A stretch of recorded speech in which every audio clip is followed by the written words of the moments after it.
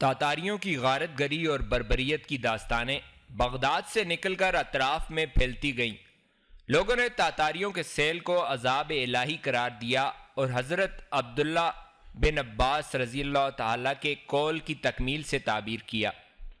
تاریخ مقدسی میں ہے کہ ایک دن حضرت عبداللہ بن عباس نے قسم کھا کر کہا تھا کہ خلافت میرے فرزندوں کو ملے گی، پھر ان کی عزت و دولت پر سرخ ترک غلبہ پا لیں گے، ان کے چہرے ایسے ہوں گے جیسے کہ چوڑی ڈھالیں۔ اس بارے میں علماء کرام یہ تعویلیں پیش کر چکے تھے کہ یہ ترک مسلمان ہوں گے، مگر جب تاتاری فتنہ ان پر ظاہر ہوا تو وہ اپنا سا منہ بنا کر رہ گئے۔ علاؤ خان کے پاس خان اعظم منگو خان کا یہ فرمان پہنچ چکا تھا کہ بغداد پر قبضے کے بعد اگر خلیفہ مستعصم باللہ تمہارے قبضے میں آ جائے تو کوشش کرنا کہ اسے ہلاک نہ کیا جائے، کیونکہ اس فعل سے ہمارے ماتحت مسلمانوں میں بے چینی پھیل جائے گی اور وہ ہمارے خلاف اٹھ کھڑے ہوں گے، ان میں ہمارے بھائی بھی شامل ہیں۔ میں نہیں چاہتا ہم کسی غیر ذمہ دارانہ فعل سے آپس میں لڑنے جھگڑنے لگیں، البتہ اگر خلیفہ کی ہلاکت ناگزیر ہو جائے تو بھی سوچ سمجھ کر فیصلہ کیا جائے۔ علاؤ خان چاہتا تھا کہ خلیفہ کو ہلاک کرنے کے بجائے نظر بند رکھا جائے، کیونکہ اس کے لشکر میں موجود مسلمانوں نے اسے یہ باور کرایا تھا کہ خلیفہ کا تعلق خاندان نبوت سے ہے، اور اگر علاؤ خان نے خلیفہ کا خون زمین پر بہایا تو وہ اور تاتاری لشکر خوفناک عذاب کا شکار ہو جائے گا اور ساز و سامان کے ساتھ زمین میں دھنس جائے گا۔ ان مسلمانوں کی خواہش یہ تھی کہ خلیفہ مستعصم باللہ کو کسی طرح زندہ رکھا جا سکے۔ سب کو خلیفہ کے قتل میں توقف مناسب دکھائی دے رہا تھا۔ امیر موصل بدر الدین لولو کو جب علاؤ خان کے اس فیصلے کے بارے میں علم ہوا تو وہ خود علاؤ خان کے پاس پہنچا اور سمجھاتے ہوئے کہا کہ یہ سب باتیں توہم پرستی کی علامت ہیں، خلیفہ کے قتل سے کوئی عذاب نہیں ٹوٹے گا۔ اگر خلیفہ کو زندہ رکھا گیا تو جو مسلمان اس وقت تاتاری لشکر میں شامل ہیں وہ دوسرے علاقوں کے مسلمانوں کے ساتھ مل کر اپنے خلیفہ کو تاتاریوں کے چنگل سے چھڑا لیں گے اور پھر آپ کو کسی قیمت پر زندہ نہیں چھوڑا جائے گا۔ امیر موصل کی بات سن کر علاؤ خان سوچ میں پڑ گیا۔ علاؤ خان کو صاف دکھائی دے رہا تھا کہ آنے والے دنوں میں کچھ ایسا ہی ہوگا۔ اگر خلیفہ زندہ رہا تو مسلمان خروج کریں گے اور اگر اسے تلوار سے ہلاک کیا گیا تو اس کا خون زمین پر گرے گا تو قیامت خیز زلزلہ تاتاریوں کو نیست و نابود کر دے گا۔ اس نے اپنے مسلمان وزیر نظام الملک نصیر الدین طوسی سے اس بارے میں رائے دریافت کی۔ نصیر الدین طوسی نے علاؤ خان کے دل سے خوف کا اثر زائل کرنے کی پوری کوشش کی اور اسے یہ سب محض وسوسہ بتایا۔ اس نے کہا کہ حضرت یحییٰ علیہ السلام تو پیغمبر خدا تھے، جب ان کا خون ناحق بہایا گیا تھا تو ایسا کچھ نہیں ہوا تھا۔ حضرت امام حسین کو جب میدان کربلا میں شہید کر دیا گیا تھا تو بھی کوئی زلزلہ نہیں آیا تھا۔ ایسا عقیدہ سراسر سادہ لوحی پر مبنی ہے۔ نصیر الدین طوسی کی بات سن کر علاؤ خان سوچ میں پڑ گیا۔ اس نے خلیفہ کو زندہ رکھنا مناسب نہیں سمجھا، لہٰذا اس نے خلیفہ کو قتل کرنے کا دوسرا طریقہ اختیار کیا اور کپڑے رکھنے والے چربی کے تھیلے میں خلیفہ کو بند کر کے اپنے سپاہیوں کو حکم دیا کہ وہ اسے ٹھوکریں مار مار کر ہلاک کر دیں۔ اس امر کا خاص خیال رہے کہ خلیفہ کا خون زمین پر گرنے نہ پائے۔ صرف 4 دن کی نظر بندی کے بعد خلیفہ مستعصم باللہ 4 صفر 656 ہجری کو نہایت بے دردی سے ہلاک کر دیا گیا۔ علاؤ خان نے جس دھوکے سے بغداد پر قبضہ کیا تھا اسی دھوکے سے خلیفہ کو امان دینے کے بعد ہلاک کر دیا تھا۔ خلیفہ کی ہلاکت کی خبر سے تاتاری لشکر میں موجود مسلمانوں میں بے چینی پھیل گئی۔ وہ خلیفہ کو ہر حال میں زندہ رکھنے کے متمنی تھے، مگر علاؤ خان کی چالاکی سے ان پر پژمردگی پھیل گئی۔ انہوں نے علاؤ خان کو ہلاکو خان کہنا شروع کر دیا۔ جب اس نئے نام کی بابت علاؤ خان کو معلوم ہوا تو اس نے وزیر نصیر الدین طوسی سے دریافت کیا کہ اس نام سے کیا مراد ہے، تو وہ ہنس پڑا اور کہنے لگا کہ تو واقعی ہلاکو ہے، کیونکہ اس وقت تیری ہلاکت خیزی سے زمین و آسمان پناہ مانگ رہے ہیں۔ علاؤ خان کو یہ جملہ اتنا بھایا کہ اس نے خود کو ہلاکو خان کہنے کا فرمان جاری کر دیا۔ سلیمان شاہ، مجاہد الدین ایبک، عز الدین کرد اور امیر ابو بکر محمد کو ان کے اقرباء کے ساتھ ہلاکو خان کے سامنے پیش کیا گیا تو اس نے سب سے پہلے فتح الدین کرد، اور مجاہد الدین ایبک کے سامنے ان کے اہل و عیال کو ذبح کیا اور پھر ان کی گردنیں اڑا دیں۔ اس کے بعد وہ سلمان شاہ کی جانب متوجہ ہوا۔ ہلاکو خان نے سلمان شاہ سے سوال کیا کہ تم بڑے دور اندیش اور نجومی سمجھے جاتے تھے، تم نے اپنا مستقبل کیوں نہیں دیکھ لیا تھا کہ تمہاری موت میرے ہاتھوں لکھی ہے؟ سلمان شاہ نے ہنس کر جواب دیا کہ افسوس ہے کہ میرے سامنے امیر المومنین کی بدنصیبی تھی اور میرے ساتھ ساتھ سب لوگوں پر اسی بدنصیبی کے بادل چھا چکے تھے، ایسے میں مشیت ایزدی سے فرار حاصل کرنا میرے بس میں نہیں تھا۔ ہلاکو خان کو سب سے زیادہ غصہ سلمان شاہ پر ہی تھا، کیونکہ اس نے گزشتہ 30 سال سے تاتاریوں کی پیش قدمی کو ناکامی سے دوچار کیا ہوا تھا۔ جہاں ہلاکو خان اس کی جرأت اور بہادری سے متاثر تھا، وہیں وہ اسے زیادہ دیر تک زندہ نہیں رکھنا چاہتا تھا۔ اس نے بغداد کے اس جانباز کو بھی تلواروں کے حوالے کر دیا۔ مجاہد الدین ایبک، فتح الدین کرد اور سلمان شاہ کے سر کٹوا کر موصل روانہ کر دیے گئے تاکہ انہیں دریائے دجلہ کے پل پر آویزاں کر دیا جائے۔ سلمان شاہ امیر موصل بدر الدین لولو کا گہرا دوست تھا۔ جب امیر موصل نے اس کا بریدہ سر دیکھا تو وہ بے اختیار رونے لگا اور آسمان کی جانب دیکھ کر کہنے لگا، اے خدا، تو بے شک جانتا ہے کہ میری دشمنی صرف خلیفہ کے ساتھ تھی اور میں نے تیری خلقت کے لیے کبھی ایسا نہیں سوچا تھا۔ اپنی کوتاہیوں کے باعث میں جس دلدل میں پھنس چکا ہوں، اس سے نکلنا اب میرے اختیار میں نہیں ہے۔ اب تو ہی کوئی ایسی ہوا بھیج کہ جس سے تاتاریوں کے اس گروہ میں طاعون پھوٹ پڑے اور وہ ہلاک ہو جائیں۔ امیر ابو بکر محمد کو جب ہلاکو خان کے سامنے پیش کیا گیا تو وہ خاموش کھڑا رہا۔ ہلاکو خان نے اسے کچھ کہنا چاہا تو ابو بکر محمد خود ہی بول پڑا کہ تو خائن ہے، مجھے تجھ سے کسی اچھائی کی توقع نہیں ہے، تو میرا خون بہانا چاہتا ہے تو جلدی کر تاکہ میں بھی اپنے لوگوں کے ساتھ جا ملوں۔ ہلاکو خان نے یہ سن کر اس کی گردن اڑانے کا حکم جاری کر دیا۔ یہی سلوک بارگاہ خلافت کے دوسرے امراء و اکابرین کے ساتھ کیا گیا۔ امیر المومنین کے عیال میں سے صرف ایک چھوٹا سا بچہ زندہ بچا تھا۔ ہلاکو خان بغداد کے تمام اموال و خزائن پر قابض ہو چکا تھا، جن کی مقدار کے بارے میں مختلف روایات موجود ہیں۔ ہلاکو خان مال و خزائن دیکھ کر مبہوت رہ گیا تھا۔ اس نے مال غنیمت کو حصوں میں بانٹ کر ایک بڑا حصہ کان اعظم منگو خان کی خدمت میں بھیجا اور کچھ خاص اور قیمتی اشیاء بطور تحفہ برکائی خان کو روانہ کی۔ امیر المومنین کی بعض بیویاں، لونڈیاں اور بیٹیاں بھی خان اعظم کے پاس روانہ کر دی گئیں۔ جب ہلاکو خان بغداد کو لوٹ چکا اور خلق خدا کو شہید کر چکا تو اس نے اپنے محسن اور مددگار کو بلوا کر بچا کچا بغداد اس کے حوالے کر دیا۔ اس کے ساتھ ایک معمولی تاتاری کو بطور نگران مقرر کر دیا۔ وزیر ابن القمی خلیفہ کے ساتھ ہلاکو خان کے لشکر میں آ چکا تھا۔ اسے بغداد کی تباہی کے بارے میں کچھ خبر نہیں تھی۔ خلیفہ کی موت پر اس نے کلمہ شکر ادا کیا اور نگران تاتاری کے ساتھ بغداد میں داخل ہوا۔ جلے اور گرائے گئے مکانات اور گلی کوچوں میں بکھری ہوئی گلی سڑی لاشوں کے انبار دیکھ کر ابن القمی غم و دیوانگی سے چیخنے چلانے لگا۔ وہ خود بھی یہ سب نہیں چاہتا تھا، اسے صرف خلیفہ کی معزولی اور اہل بیت میں سے کسی نئے خلیفہ کی تقرری کی خواہش تھی، مگر ہلاکو خان کو اس کی خواہش سے کوئی غرض نہ تھی۔ ابن القمی نے بغداد کے بچے کچے شہریوں سے واپس لوٹنے کی استدعا کی تاکہ بغداد کی اجڑی ہوئی رونق کو بحال کیا جا سکے۔ ابن القمی بغداد کے انتظام سے فارغ ہو کر ہلاکو خان کی خدمت میں پہنچا اور اپنی وفاداری کا معاوضہ طلب کیا تو ہلاکو خان نے اس سے سوال و جواب کا سلسلہ شروع کر دیا۔ اس نے ابن القمی سے پوچھا کہ تجھے عزت، دولت اور اقتدار حاصل تھا، یہ سب تجھے کس سے ملے تھے؟ ابن القمی نے جواب دیا کہ مرکز خلافت سے۔ ہلاکو خان نے کورے انداز میں کہا کہ جب تو نے اپنے منہم کی نعمت کے حق کا کوئی پاس نہیں کیا تو میری خدمت کے لائق کیوں کر ہو سکتا ہے؟ ابن القمی اس کی بات سن کر لاجواب ہو گیا۔ اس نے مختلف حربوں سے اپنے عمل کو درست قرار دینے کی کوشش کی اور نظام الملک نصیر الدین طوسی کی جانب بیچارگی سے دیکھا، مگر اس نے بھی نظریں پھیر کر دوسری جانب کر لیں۔ ہلاکو خان کے دربار سے رسوا ہو کر وہ شکستہ قدموں سے بغداد چلا آیا۔ اب بغداد تو موجود تھا مگر اس میں پہلے سی رونق باقی نہیں تھی۔ ویرانی اور گہری خاموشی چھائی ہوئی تھی۔ بچے کچے لوگوں کے سہمے ہوئے چہرے اور آہ بقا کی پکار بغداد کی گلیوں میں دبے دبے انداز میں گونج رہی تھی۔ ابن القمی کو اپنے فعل پر سخت ندامت تھی، مگر وہ اب گزرے ہوئے وقت کو واپس تو نہیں لا سکتا تھا۔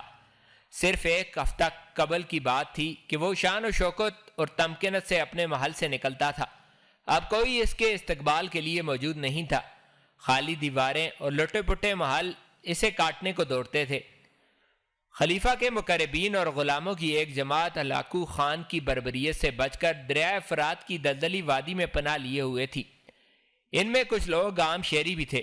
انہوں نے جمع ہو کر فیصلہ کیا کہ بغداد میں موجود نگران تاتاریوں پر شب خون مارا جائے تاکہ وہ خوفزدہ ہو کر بغداد سے نکل جائیں۔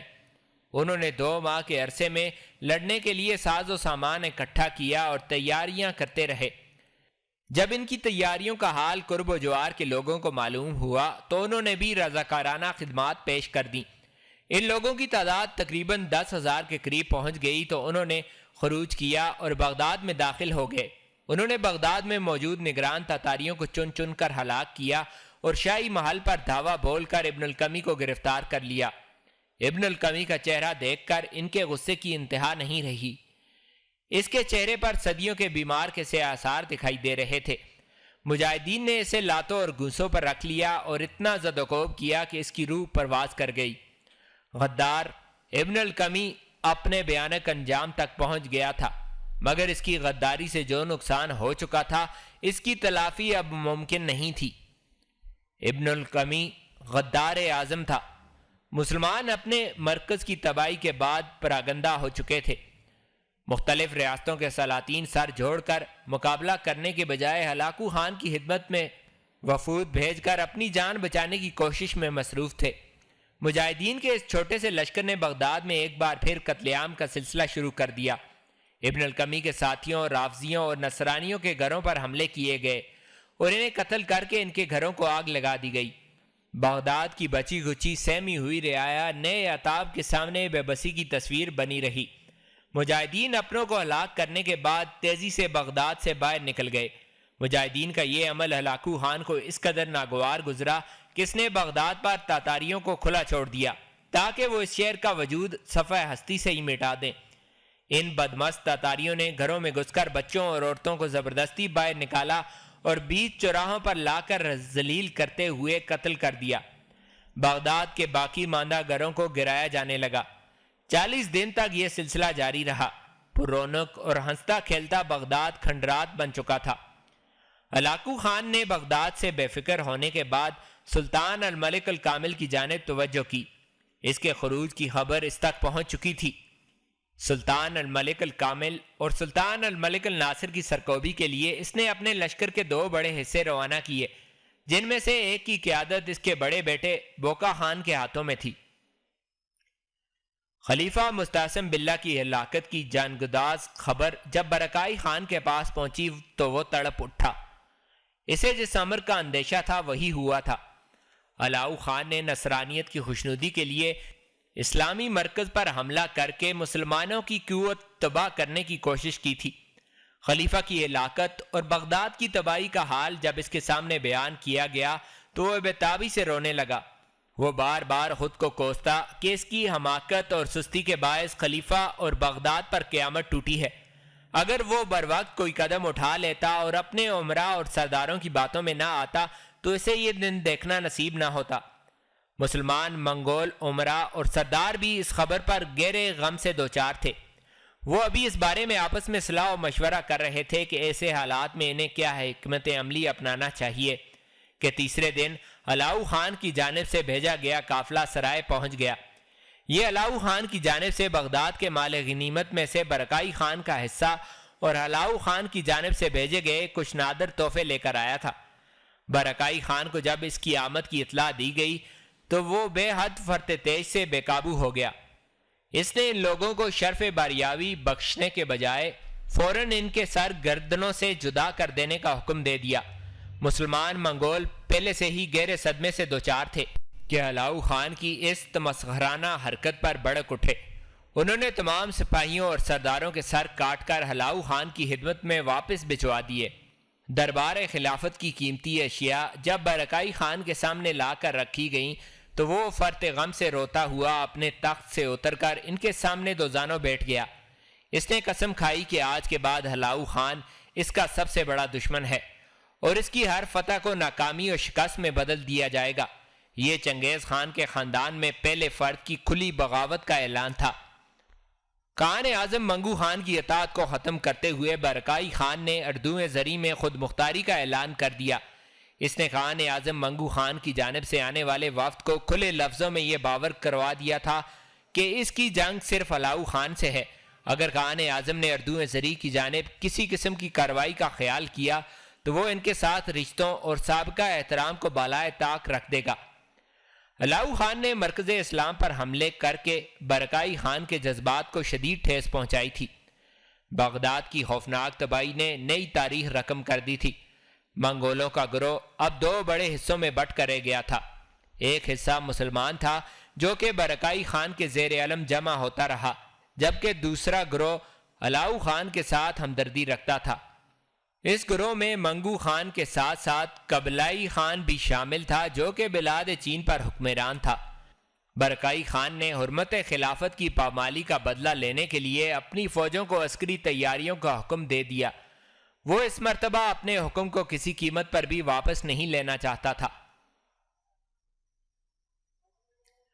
وہ آنکھیں مسلتی ہوئی اٹھ بیٹھی۔ اس نے جب اپنے چاروں جانب حیرت بری نگاہوں سے دیکھا، خود کو اجنبی ماحول میں پا کر تہجب کی گہری پرچھائیں اس کے چہرے پر امڑ آئی۔ اسے یقین نہیں ہو رہا تھا کہ وہ واقعی عالم بیداری میں ہے یا کسی سہانے خواب نے اسے اپنی آغوش میں لے رکھا ہے۔ وہ خواب تھا یا حقیقت، بڑا دلکش اور آنکھوں کو تراوٹ بخشنے والا منظر تھا۔ دودھ کسی سفید دیواروں پر آویزاں خوبصورت زیب آرائشی قالین اور ریشمی پردے، سنگ مرمر کے فرش پر تھوڑے تھوڑے فاصلے پر کرینے سے رکھی گئی چھوٹی چھوٹی نقرئی تپائیاں، فرش کے وسط میں مخملی قالین جس کے شوخ و چنچل رنگوں کی تازگی یہ سوچنے پر مجبور کر دیتی تھی کہ اسے تیار کیے ہوئے ابھی زیادہ دیر نہیں گزری ہوگی۔ دیواروں میں روشنی کے لیے بنائے گئے تاکچوں پر کچھ اس انداز کے نقش و نگار تھے کہ دیکھنے والا یہ اندازہ لگانے میں خطا کھا جاتا ہے کہ یہ تاکچے چھت میں بنائے گئے ہیں یا دیواروں میں۔ تاکچوں سے لے کر تمام چھت کو اس طرح نقش و نگار سے ڈھانپ دیا گیا تھا کہ ان کی حدود آپس میں مدغم ہو کر رہ گئی تھیں۔ چھت کے بیچوں بیچ لٹکتے ہوئے طلائی فانوس کی دلکشی اپنی جگہ منفرد تھی۔ وہ اس کمرے کے سحر میں کافی دیر تک مبہوت بیٹھی رہی۔ اس کی نگاہیں اس شاہی کمرے کے در و دیوار سے رینگتی ہوئی جانے کب اپنے سراپے پر آن ٹھہریں۔ اپنے سراپے پر نگاہ پڑتے ہی وہ گہرے خوف و حیرت کا شکار دکھائی دینے لگی۔ اس کے جسم پر نہایت قیمتی لباس موجود تھا جس کی زرق برق اس کی اپنی آنکھوں کو ہیرا کیے دے رہی تھی۔ وہ خود کو ٹٹولنے لگی۔ اسے اب واقعی یہ یقین ہو چکا تھا کہ جو کچھ بھی اس کی نگاہوں کے سامنے ہے وہ کسی صورت میں حقیقت نہیں ہو سکتا۔ وہ یقیناً عالم نوم میں ہے اور یہ سب کچھ کسی دلکش خواب کا حصہ ہے۔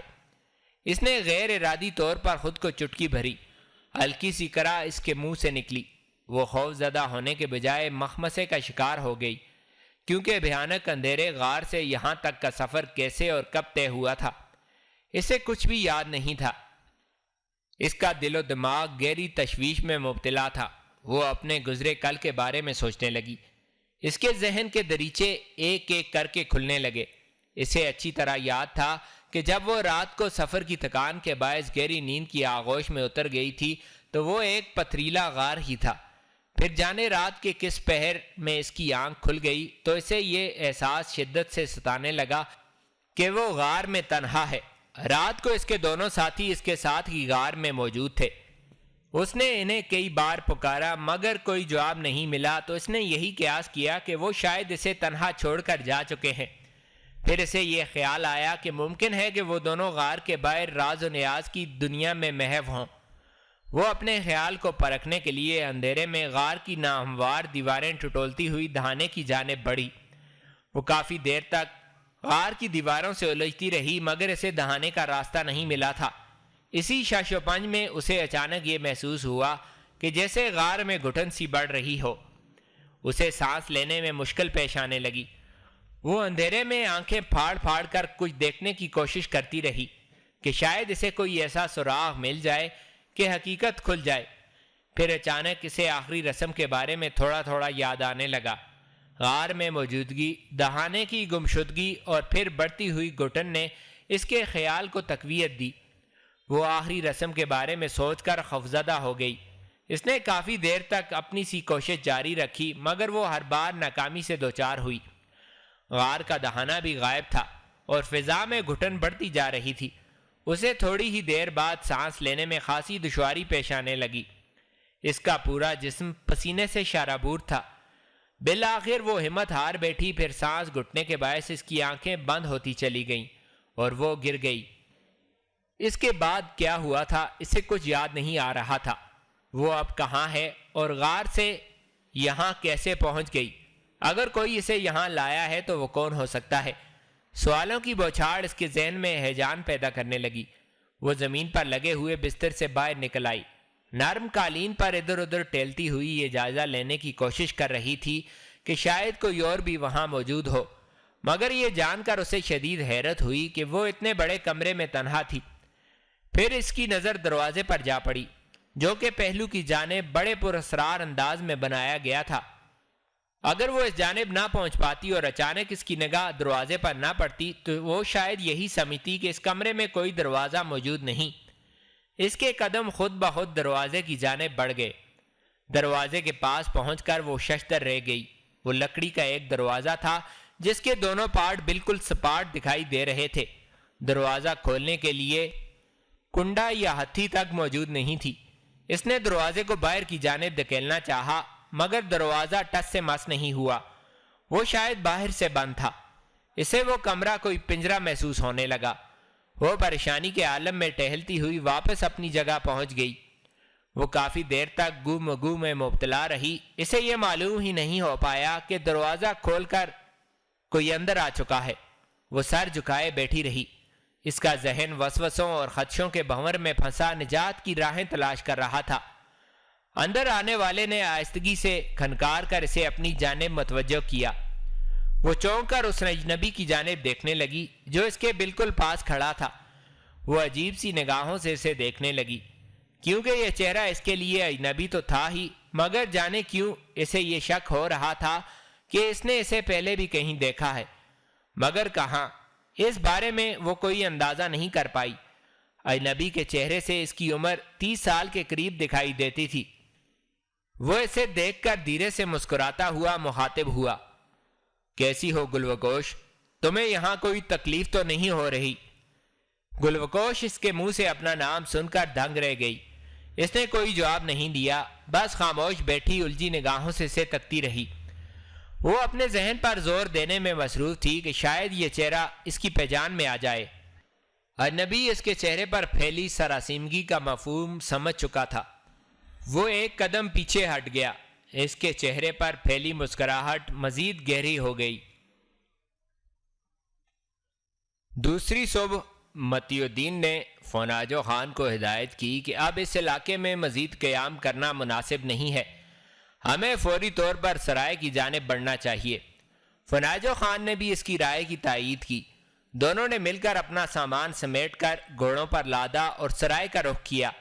متی الدین ابھی تک شنگ خان کے بارے میں سوچ رہا تھا کہ وہ اس کے ساتھ کیسا کھیل کھیلنے والا ہے۔ اگر وہ چاہتا تو گزشتہ رات ہی کوئی نہ کوئی فیصلہ کن وار کر سکتا تھا۔ وہ مد مقابل آنے سے بھی ہچکچا رہا ہے اور احمقانہ انداز میں اس لڑائی میں فاتح رہنے کا بھی خواہشمند ہے۔ اگر وہ واقعی گلوگوش کا منگیتر تھا تو گلوگوش کو جب آخری رسم کی سزا دی جا رہی تھی تو اس وقت اس کی چاہت کو کیا ہو گیا تھا۔ دوسری طرف فوناجو خان متی الدین کی مصلحت انگیزی سے بالکل متفق نہیں تھا۔ اس کے خیال میں شنگ خان جیسے لومڑی نما مکار دشمن کو خواہ مخواہ وار کرنے کے مواقع نہیں فراہم کرنا چاہیے تھے۔ وہ متی الدین کی رفاقت میں مایوسی کا شکار دکھائی دے رہا تھا۔ اس کے پھولے ہوئے چہرے نے اس کی ساری شخصیت کو مذاق خیز بنا کر رکھ دیا تھا۔ متی الدین اپنے خیال میں کھویا ہوا گھوڑا دوڑا رہا تھا کہ اچانک بے خیالی میں اس کی نگاہ فوناجو خان کے چہرے پر پڑ گئی۔ وہ چونک گیا۔ اس نے فوناجو خان کو ہاتھ کے اشارے سے گھوڑا ٹھہرانے کے لیے کہا۔ فناجو خان اس کے بے وقت اشارے پر پریشان دکھائی دینے لگا۔ اس نے تیزی سے اپنے اطراف میں نگاہ دوڑائی۔ اس نے ٹھہرنے کے اشارے کو کسی خطرے پر قیاس کیا تھا۔ اس نے گھوڑے کی باگیں کھینچ کر اسے متی الدین کی جانب حرکت دی۔ دونوں جب قریب پہنچ گئے تو فناجو خان نے یوں رکنے پر استفسار کیا، تمہاری طبیعت تو ٹھیک ہے نا؟ متی الدین نے سنجیدگی سے دریافت کیا۔ کیا مطلب؟ فناجو خان اس کے بے تکے سوال پر جزبز دکھائی دیا۔ میرا خیال ہے کہ میں نے کوئی ایسا سوال نہیں کیا کہ مجھے مزید وضاحت کرنا پڑے۔ کیا یہی پوچھنے کے لیے مجھے روکا ہے؟ فناجو خان کے چہرے کی رگیں تن گئیں۔ تمہارے پھولے ہوئے چہرے پر نظر پڑی تو مجھے محسوس ہوا کہ شاید تمہاری طبیعت کچھ ٹھیک نہیں۔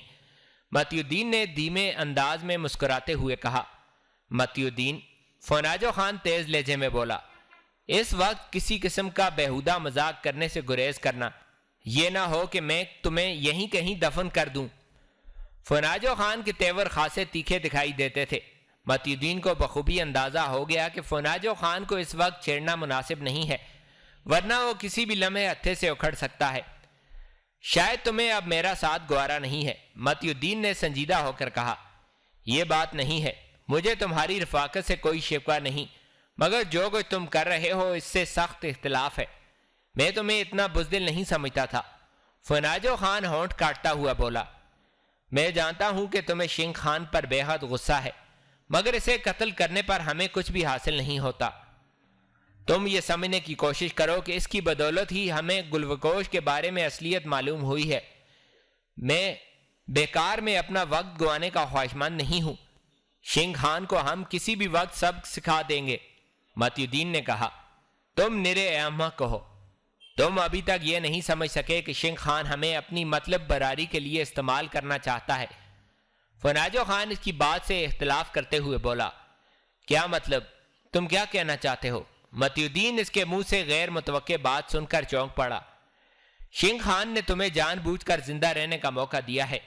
یہ بات نہیں ہے کہ وہ تم سے کمزور تھا یا مقابلے کی سکت نہیں رکھتا تھا۔ وہ صرف یہ چاہتا ہے کہ تم گلوکوش کو تلاش کرو اور جب تم کامیاب ہو جاؤ تو وہ اس وقت تمہیں ہلاک کر کے گلوکوش کو حاصل کر لے۔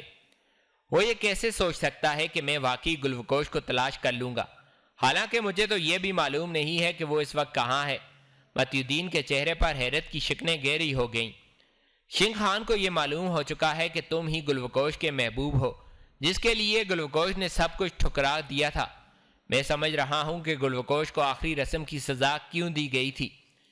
شنگ خان کو اس بات کا اندازہ ہو چکا ہے کہ تم جیسے گلوکوش کی تلاش میں کوئی سرغر تک پہنچ گئے تھے، اسی طرح تم اس کا سراغ لگانے میں ایک دن ضرور کامیاب ہو جاؤ گے۔ کوئی سرغر پر گلوکوش کے بارے میں جو کچھ مجھے معلوم ہوا وہ تو محض ایک اتفاق تھا۔ زندگی میں ایسے ہی اتفاقات انسان کو کامیابی سے قریب کر دیتے ہیں۔ فلاسفروں جیسی باتیں بھی کر سکتے ہو، یہ بات میرے علم میں نہیں تھی۔ متی الدین نے اس کے چہرے کی جانب غور سے دیکھتے ہوئے کہا۔ فناجو خان نے اس کی بات پر بھویں چڑھا دیں۔ چند لمحوں کی گفتگو نے فناجو خان کے ذہن پر چھائے ہوئے غبار کو رفع کر دیا تھا۔ وہ اپنی سادہ اور بے لوث عادت کے باعث جلد ہی اعتدال پر آ گیا۔ وہ دونوں کوئی سرخ غر سے کافی دور برف کے میدان میں پہنچ چکے تھے۔ چھوٹی چھوٹی برف سے ڈھکی جھاڑیاں اس میدان میں جا بجا پھیلی دکھائی دے رہی تھیں۔ صبح کا پہلا پہر گزرنے والا تھا۔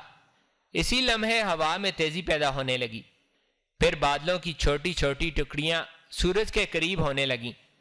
میرا خیال ہے کہ برف باری کا سلسلہ شروع ہونے والا ہے۔ ہمیں تیز رفتاری کا مظاہرہ کرنا ہوگا، ورنہ ہم طوفان میں پھنس کر برف میں ہی دفن ہو جائیں گے۔ فناجو خان نے اسے آگاہ کیا۔ متی الدین نے بھی اس کی بات پر سر ہلایا۔ وہ دونوں گھوڑوں پر سوار ساتھ ساتھ آہستگی سے چل رہے تھے۔ فناجو خان نے اپنے گھوڑے کو ایڑ لگائی تو گھوڑا ہوا سے باتیں کرنے لگا۔ متی الدین نے فناجو خان کی جانب دیکھتے ہوئے اس کی تقلید میں اپنے گھوڑے کو ایڑ لگانا چاہی، مگر گھوڑا بری طرح بدک گیا۔ متی الدین کے گھوڑے کا بدکنا غیر متوقع بات تھی، اس لیے وہ فوراً سنبھل نہ سکا اور الٹ کر زمین پر آن گرا۔ فناجو خان کے کانوں میں گھوڑے کی تیز ہنہناہٹ پڑی تو اس نے مڑ کر دیکھا۔ متی الدین کو گرتے ہوئے دیکھ کر اس نے اپنے گھوڑے کی باگیں کھینچ کر اسے تیزی سے موڑا اور متی الدین کی طرف بڑھنے لگا۔ متی الدین کے پاس پہنچ کر وہ تیزی سے نیچے اتر آیا۔ متی الدین بے دھیانی میں نیچے گرا تھا، اس لیے اس کی کمر میں موچ آ گئی۔ وہ اٹھنے کی کوشش کر رہا تھا مگر کمر سے اٹھنے والا شدید درد اس کی کوشش ناکام کیے ہوئے تھا۔ فناجو خان نے ہاتھ بڑھا کر اسے پاؤں پر کھڑا کیا۔ متی الدین بمشکل سیدھا ہوا۔ وہ حیرت بری نگاہوں سے گھوڑے کی جانب دیکھنے لگا، کیونکہ یہ پہلا موقع تھا کہ گھوڑے نے اپنے مالک کو گرا دیا تھا۔ ہوا میں تیزی بڑھ چکی تھی۔ فناجو خان نے ہاتھ بڑھا کر متی الدین کے گھوڑے کی گردن تھپتھپائی۔ متی الدین کے کپڑوں پر برف کے ذرے چمکتے دکھائی دے رہے تھے۔ فناجو خان نے گھوڑے کی باگیں اس کی جانب بڑھا کر چلنے کا اشارہ کیا۔ زیادہ چوٹ تو نہیں آئی؟ نہیں، بس ذرا کمر میں جھٹکا لگا ہے۔ تم بے فکر رہو، میں گھوڑے پر سفر کرنے کے قابل ہوں۔ متی الدین نے اسے تسلی دی اور گھوڑے کی جانب بڑھ گیا۔ شاید تمہارا رومال گر گیا ہے۔ فناجو خان نے برف پر گرے ہوئے کپڑے کے ٹکڑے کو اٹھا کر اس کی جانب بڑھایا۔ متی الدین رومال کے نام پر مڑا۔ سفید کپڑے کا چھوٹا سا ٹکڑا فناجو خان کے ہاتھوں میں لہراتا دکھائی دیا۔ یہ میرا نہیں ہے، تم چاہو تو اپنے پاس رکھ لو ورنہ پھینک دو۔ متی الدین نے اس پر اچنتی نگاہ ڈال کر جست لگائی اور گھوڑے پر سوار ہو گیا۔ فناجو خان نے اس کی بات پر اس کپڑے کے ٹکڑے کو اپنی آنکھوں کے سامنے لہرایا اور پھر اسے ہوا میں چھوڑ دیا۔ رومال ہوا کے زور سے ان کے آگے کی جانب اڑنے لگا، مگر دوسرے ہی لمحے فناجو خان تیزی سے اس رومال کے پیچھے لپکتا دکھائی دیا۔ متی الدین اس کی حرکت پر دم بخود سا کھڑا رہ گیا۔ سلطان الملک الکامل بغداد کی تباہی کا حال سن کر نصف راہ سے نہایت سرعت سے واپس میاں فارکین لوٹ آیا تھا۔ اسے پورا یقین تھا کہ ہلاکو خان کا اگلا ہدف وہ ہی بنے گا۔ اس نے تیز رفتاری سے اپنے قلعوں اور شہروں کے استحکام کا انتظام کیا۔ اسی دوران اس نے اپنی ریاست میں موجود تمام خانہ بدوش قبائل کو یہ احکامات بھجوائے وہ جس قدر جلدی ہو محفوظ و مستحکم مقامات کی جانب کوچ کر جائیں۔ وہ خود میاں فارکین کے قلعے میں پوری تیاری کے ساتھ تاتاریوں کا انتظار کرنے لگا۔ ہلاکو خان بغداد کی جانب سے جب بے فکر ہو گیا تو اسے الملک الکامل کا خیال آیا۔ اس کے بارے میں اسے خبر مل چکی تھی کہ اس نے بغداد کی جانب پیش قدمی کی تھی، مگر بیچ راہ سے ہی لوٹ گیا تھا۔ ہلاکو خان نے اس کی حرکت کو بغاوت قرار دیتے ہوئے اس کے قتل کا حکم جاری کر دیا۔ اس نے ایک بڑا لشکر اپنے بیٹے بوکا خان کی قیادت میں دیار بکر کی جانب روانہ کیا۔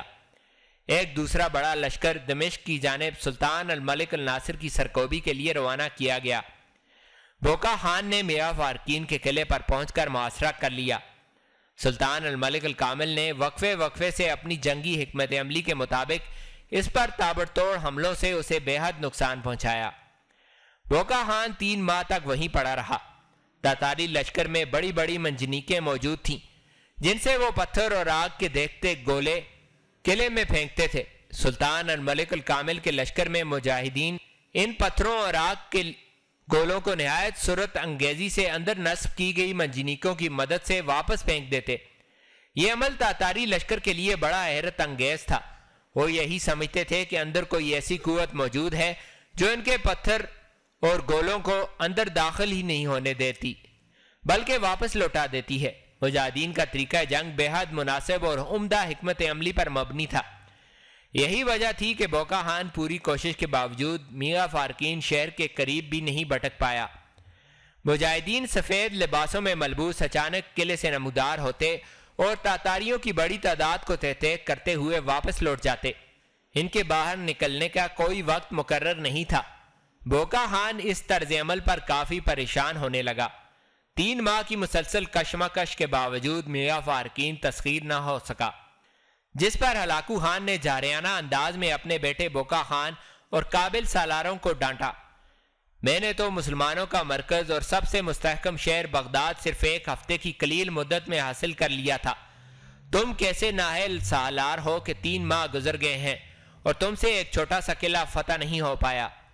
بوکا خان اپنے باپ کی سرزنش برداشت نہیں کر سکا اور اس نے کھلے الفاظ میں لکھ بھیجا: محترم، بغداد کی بات نہ کیجیے کیونکہ وہ آپ کی بدعیدی سے حاصل کیا گیا ہے، جبکہ مجھے یہاں تلوار چلانا پڑ رہی ہے اور ہر روز سینکڑوں سپاہی ہلاک ہو جاتے ہیں۔ آپ اس مقام کا قیاس بغداد سے نہ ہی کریں تو اچھا ہوگا۔ جب بوکا خان کا پیغام ہلاکو خان کو ملا تو وہ کھول اٹھا اور اس نے قاصد کے ہاتھ پیغام بھجوایا، میرے بیٹے سے کہہ دو کہ وہ میری آنکھوں سے دور رہے، ورنہ میں اسے پہلی نظر پڑتے ہی قتل کر ڈالوں گا۔ میں اس امر پر قسم کھاتا ہوں کہ میں تجھے 3 دن میں میاں فارکین فتح کر کے دکھاؤں گا۔ ہلاکو خان نے قاصد کی روانگی کے فوراً بعد اپنی افواج کو میاں فارکین کی جانب کوچ کرنے کا حکم دیا۔ اطاعت گزار مسلمان سلطانوں کی افواج ہلاکو خان کی زیر قیادت اپنے اگلے ہدف کی جانب روانہ ہو گئیں۔ اس لشکر میں جہاں تاتاری اور مسلمان موجود تھے، وہیں ان کے شانہ بشانہ ایوبی خاندان کے پرانے دشمن ہاسپٹلرز اور ٹیمپلرز بھی شامل تھے۔ نصرانیوں کی بڑی جماعت اپنے حکمران ریمنڈ کے ساتھ ہلاکو خان کے لشکر میں شامل تھی۔ ہلاکو خان کے متی امیر موصل بدر الدین لولو کا فرزند علاؤ الدین لولو اپنے باپ کی جگہ مسلمانوں کے لشکر کی قیادت کر رہا تھا۔ ہلاکو خان کے پہنچنے پر وہاں موجود تاتاری لشکر کے جوش میں بے حد اضافہ ہوا۔ ہلاکو خان نے سب سے پہلے میاں فارکین قلعے کا حدود اربع ملاحظہ کیا تو اسے بخوبی اندازہ ہو گیا کہ اس قلعے کی تسخیر حقیقتاً ایک مشکل مرحلہ ہے۔ اس نے پہلے دن بھرپور انداز میں قلعے پر سنگباری کی اور فصیل کو نقصان پہنچانے کی کوشش کی، مگر اندھیرا چھا جانے تک اسے کوئی بڑی کامیابی حاصل نہیں ہو پائی۔ دوسرے دن بھی کوئی نتیجہ نہیں نکل پایا۔ تیسرے دن کی ناکامی کے بعد ہلاکو خان نے یہ سمجھ لیا کہ اس قلعے کی تسخیر مقابلے کی صورت میں ممکن نہیں، اس کے لیے کوئی دوسرا طریقہ اختیار کرنا پڑے گا۔ اس نے جنگ بندی کا اعلان کر کے تمام افواج کو خیموں میں آرام کرنے کا حکم دے دیا۔ مجاہدین ہلاکو خان کی حکمت عملی پر خاموش ہو گئے، وہ اس کی جانب سے پہل کے منتظر تھے۔ والی موصل بدر الدین لولو کے فرزند علاؤ الدین لولو نے تیسرے دن کی لڑائی کے بعد گہری تھکان کے بعد اپنے خیمے کی راہ لی اور اپنے کاموں سے فارغ ہو کر بستر میں گھس گیا۔ رات کی آخری ساعت میں اس نے عالم خواب میں دیکھا کہ میاں فارکین کے قلعے کی فصیل پر ایک نورانی صورت بزرگ بیٹھے ہیں۔ ان کے لباس کا دامن اس قدر پھیلا ہوا ہے کہ پوری فصیل اس کے حصار میں لپٹی دکھائی دے رہی ہے۔ نورانی چہرہ دیکھ کر علاؤ الدین ان کی جانب بڑھ گیا اور دریافت کیا، آپ کون ہیں اور یہ سب کیا ماجرا ہے؟ لڑکے، یہ قلعہ اللہ کی پناہ میں ہے اور اس پر مجھے محافظ مقرر کیا گیا ہے۔ میں اس کا نبی محمد ہوں۔ تو باز آ جا اور اپنے ساتھیوں کو لے کر یہاں سے چلا جا۔ یہ سنتے ہی علاؤ الدین کے پورے جسم پر لرزہ طاری ہو گیا۔ وہ ندائے نبوت کی تاب نہ لا سکا اور نیند سے بیدار ہو گیا۔ اس کے پورے بدن پر راشہ طاری تھا اور کپڑے پسینے سے شرابور ہو چکے تھے۔ اس نے اسی وقت اٹھ کر وضو کیا اور سجدے میں گر کر اپنے گناہ کی معافی مانگی اور صدقے دل سے توبہ کی۔ صبح ہونے تک وہ قرآن پاک کی تلاوت کرتا رہا۔ صبح اس نے اپنے لشکر کے سپاہیوں کے سامنے اپنا خواب بیان کیا، جس پر مسلمانوں میں ہیجان پیدا ہو گیا۔ اس نے انہیں دعوت دی کہ وہ سب اس کے ساتھ چلیں، کیونکہ یہاں لڑنا گناہ عظیم کے مترادف ہے۔ سپاہیوں نے تاتاری خطرے کی جانب اس کی توجہ مبذول کرائی تو اس نے انہیں اطمینان دلایا کہ تم سب بے فکر رہو، کچھ نہیں ہوگا۔ سپاہیوں کی چھوٹی سی تعداد اس کے ساتھ جانے پر رضامند ہو گئی، جبکہ باقی ماندہ تاتاری خوف میں اس قدر مبتلا تھے کہ انہوں نے اس کے ساتھ فرار ہونے سے صاف انکار کر دیا۔ علاؤ الدین لولو نے انہیں ان کے حال پر چھوڑا اور اپنے ساتھیوں کے ساتھ چپکے سے لشکرگاہ سے باہر نکل آیا۔ وہ تیز رفتاری سے سفر کرتا ہوا بلاد فلسطین کی جانب بڑھ گیا، کیونکہ اسے اس بات کا احساس تھا کہ اس کے لشکر سے نکل جانے پر ہلاکو خان ہتھے سے اکھڑ جائے گا اور اس حرکت کو بغاوت قیاس کرے گا۔ اب وہ وقت زیادہ دور نہیں جب اس کا باپ امیر موصل بدر الدین لولو ہلاکو خان کے عتاب کا شکار ہو جائے گا۔ وہ تیز رفتاری سے سفر کرتے ہوئے بلاد مصر کی جانب بڑھتا رہا۔ وہاں اس کی بہن ملکہ بدر منیر موجود تھی، اس کے پاس وہ محفوظ رہ سکتا تھا۔ ہلاکو خان نے قسم پوری نہ کر سکنے پر اپنی خفت مٹانے کے لیے ایک نیا اعلان کیا۔ اس نے 3 دن میں میاں فارکین فتح کرنے کا دعویٰ کیا تھا، جو باطل ثابت ہو چکا تھا۔ اس نے مسلمانوں پر چھائی ہوئی ہیبت کو برقرار رکھنے کے لیے اعلان کیا کہ میاں فارکین پر تنگری یعنی جاودانی خدا کی نظر ہے، لہٰذا اسے کسی صورت فتح نہیں کیا جا سکتا۔ ہمیں وقت ضائع کرنے کے بجائے کسی دوسری جانب روانہ ہو جانا چاہیے۔ اس نے اہل قلعہ کو پیغام بھیجا۔ مجھے صاف دکھائی دے رہا ہے کہ تنگری تمہارے قلعے پر قیام کیے ہوئے ہے، اور میں تنگری سے مقابلے کی سکت نہیں رکھتا۔ میں تنگری کے لیے 1000 گھوڑے، 1000 اونٹ اور 1000 بکریاں بطور صدقہ دیتا ہوں۔ تم اپنے معتمد احباب قلعے میں سے باہر بھیجو تاکہ وہ مجھ سے یہ سب چیزیں لے لیں۔ اہل قلعہ پر بغداد کے واقعات عیاں ہو چکے تھے۔ انہوں نے ہلاکو خان کی اس پیشکش کو منافقانہ چال قرار دیتے ہوئے رد کر دیا اور جواباً کہا، ہلاکو خان، ہم تیرے اوچھے ہتھکنڈوں میں نہیں آنے والے ہیں۔ اگر تو سمجھتا ہے کہ تیرا تنگری یہاں مقیم ہے تو اسے اپنی طرف بلا لے، کیونکہ ہمارے لیے اللہ ہی کافی ہے۔ اپنے مال و اسباب کو ساتھ لے جا اور کسی جہنم میں پھینک دے، ہمیں ان کی کوئی ضرورت نہیں۔ ہلاکو خان نے جب یہاں اپنا وار چلتا نہیں دیکھا تو اس نے خاص سالاروں کے ساتھ صلاح و مشورہ کے بعد یہ فیصلہ کیا کہ فی الوقت اس مقام سے محاصرہ اٹھا لینا بہتر ہوگا، کیونکہ یہ قلعہ بڑے مضبوط قدرتی حصار میں گرا ہوا ہے اور یہاں کے لوگوں نے بھی پوری تیاری کر رکھی ہے۔ کچھ عرصے بعد اچانک اور مکینوں کی بے خبری کے عالم میں یہاں دوبارہ حملہ کیا جائے تو زیادہ مناسب رہے گا۔ ہلاکو خان دیار بکر سے باہر نکل کر بلاد شام پر حملہ آور ہوا۔ یہ علاقے کمزور ایوبی سلطانوں کے پاس تھے، اس لیے ان کے حصول میں زیادہ محنت نہیں کرنا پڑی۔ انہیں تاراج کرتا ہوا وہ حلب تک پہنچ گیا۔ وہاں خونی کھیل کھیلنے کے بعد حماد کی طرف متوجہ ہوا۔ حماد کو تباہ و برباد کرنے کے بعد وہ بیلبک کی طرف بڑھ گیا اور تباہی و بربادی کی تاریخ رقم کرتا ہوا سیدا جا پہنچا۔ وہ اپنے پیچھے لاشوں کے ڈھیر لگاتے ہوئے مسرت سے اگلے مقام کی جانب روانہ ہو جاتا۔ سیدا کی شان و شوکت کو تباہ کرنے کے بعد وہ سیدھا دمشق کی جانب بڑھا۔ یہاں اس کا بھیجا ہوا پہلا لشکر محاصرہ کیے بیٹھا تھا۔ دمشق میں الملک الناصر صلاح الدین یوسف ایوبی موجود تھا۔ یہ وقت مسلمانوں پر بے حد سخت تھا۔ تاتاریوں کی تعداد میں اضافہ ہوتے دیکھ کر الملک الناصر نے اپنے ارد گرد کے سلطانوں سے مدد مانگنے کی کوشش کی، مگر کوئی اس قابل ہی نہیں تھا کہ اس کی مدد کو پہنچ پاتا۔ الملک الناصر نے چوہے بلی کے کھیل کے بجائے مرد میدان بننے کا فیصلہ کیا۔ وہ اپنے لشکروں اور رضاکار مجاہدین کے ساتھ دمشق سے باہر نکلا اور ہلاکو خان پر سامنے کی جانب سے حملہ آور ہوا۔ کئی دن کی مسلسل لڑائی کے بعد الملک الناصر بالآخر شکست کھا گیا۔ اسے گرفتار کر کے بے دردی سے موت کے گھاٹ اتار دیا گیا۔ اس کی موت کے بعد اس کے اہل و عیال کے ساتھ بھی یہی سلوک کیا گیا۔ دمشق پر قبضہ کرنے کے بعد تاتاریوں نے اپنی خونخوار عادت کا کھلے عام مظاہرہ کیا۔ قتل عام کے ساتھ ساتھ دمشق کی عمارتوں کو بھی کھنڈرات میں بدل دیا۔ دمشق سے فارغ ہو کر ہلاکو خان الرہا کی جانب بڑھا اور وہاں بھی قبضہ کے بعد اپنی عادت کے مطابق تباہی و بربادی کا بازار گرم کر دیا۔ الرہا کو کھنڈرات کا شہر بنانے کے بعد وہ نسبین کی جانب آیا اور سابقہ روش دہرائی۔ وہاں سے نکل کر اس نے حران کا محاصرہ کر لیا۔ اہل حران نے ہلاکو خان کی پے در پے کامیابیوں اور صفاقانہ غارت گری کو دیکھتے ہوئے صلاح و امان کے لیے کوشش کی۔ ہلاکو خان نے انہیں امان دیتے ہوئے شہر کے تمام دروازے کھولنے کا حکم دیا۔ اہل حران نے امان پاتے ہی خود کو اس کے ہاتھوں میں سونپ دیا اور پھر دروازے کھلتے ہی ہلاکو خان نے بدیدی سے کام لیا اور تاتاری سپاہیوں کو قتل عام کا حکم دے دیا، اور ہنستے بستے شہر حران کو بھی ماضی کا مزار بنا دیا گیا۔ ہلاکو خان کی پیش قدمی اور صفاقانہ طریقہ کار سے مسلمانوں میں دہشت کی فضا چھا چکی تھی۔ کسی میں بھی تاتاریوں کا مقابلہ کرنے کی سکت باقی نہیں رہی تھی۔ ہلاکو خان بلاد شام اور بلاد شرقیہ کی تسخیر کے بعد بلاد فلسطین میں داخل ہو گیا۔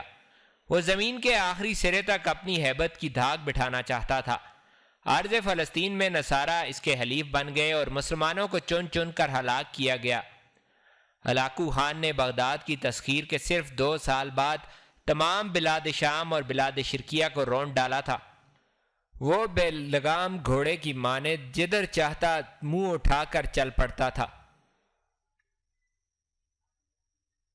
گلوکوش اپنے ذہن پر پورا زور دینے کے باوجود اس اجنبی کو پہچاننے میں ناکام رہی۔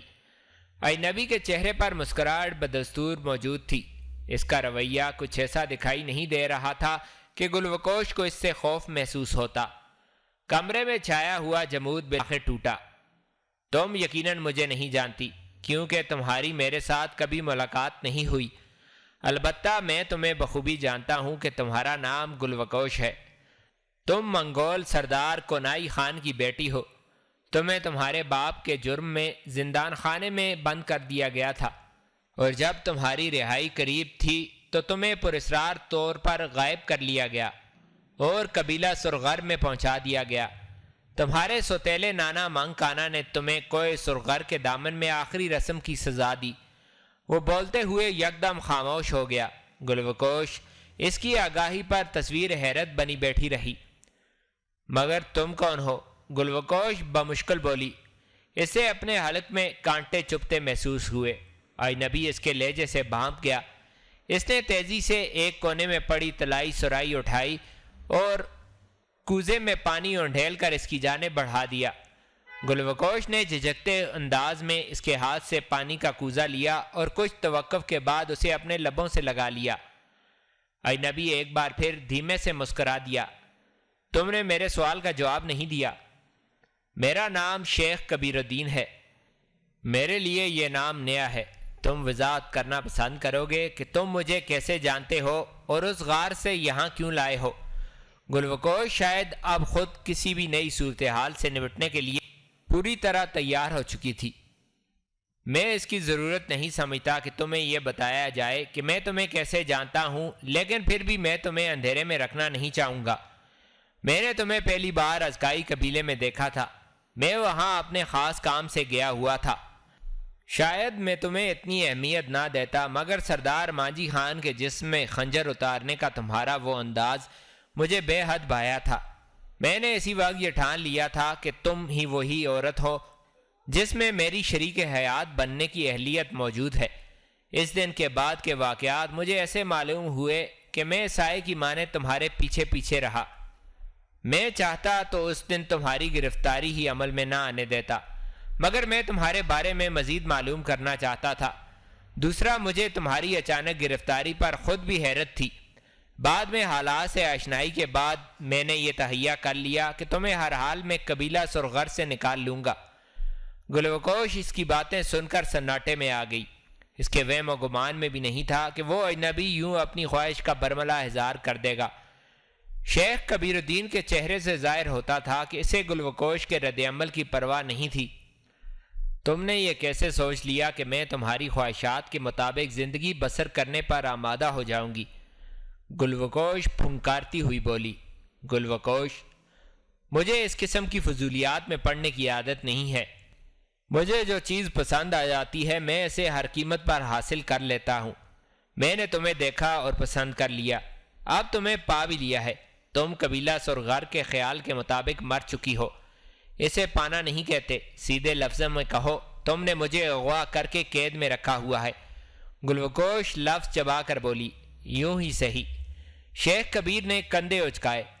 گلوکوش اس کے انداز پر ہونٹ کاٹنے لگی۔ کیا میں اس وقت سرائے میں ہوں؟ گلوکوش نے اچانک سوال کیا۔ مجھے اس سوال کی بڑی دیر سے توقع تھی۔